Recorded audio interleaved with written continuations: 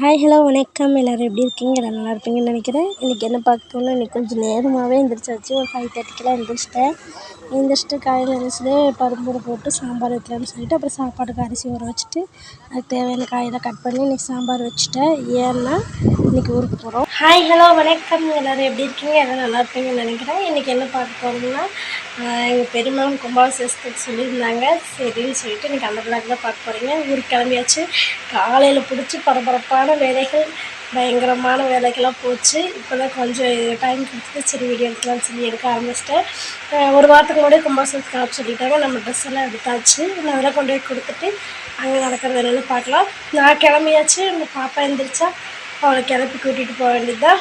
வாங்க வீடியோக்குள்ளே போகலாம்.